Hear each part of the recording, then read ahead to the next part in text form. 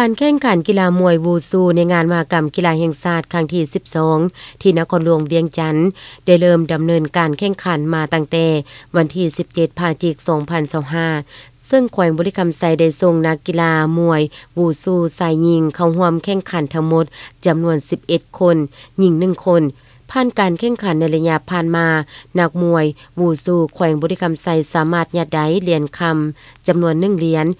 เงิน2เหรียญและเหรียญทอง2เหรียญ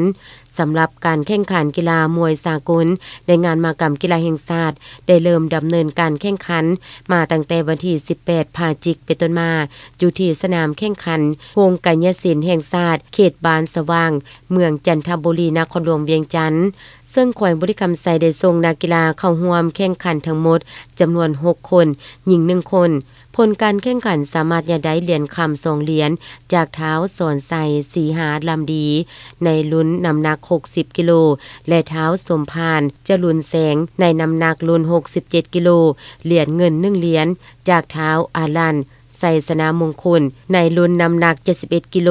และเหรียญทอง1เหรียญจากนางแสงดาววอนสุริยาในรุ่นน้ำหนัก48กิโล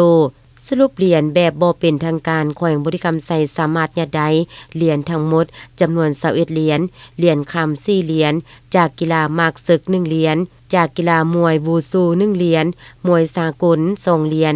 เงิน7เหรียญในนี้จากกีฬามากศึก2เหรียญมวยปั่นจักร4รัฐประเภทต่อสู้2เหรียญมวยวูซู2เหรียญมวยสากล2เหรียญและเหรียญทอง8เหรียญในประเภทกีฬามากศึก1เหรียญมวยปั่นจักร4รัฐ2เหรียญมวยวูซู2เหรียญมวยสากล1เหรียญกระตอซีลอนยิง1เหรียญและกีฬารักบี1เหรียญจึงจัดอยู่ในอันดับที่11ของตารางส่วนอันดับที่1ยังแม่นเจ้าภาพนครหลวงเวียงจันทน์ญาติได้47เหรียญคำ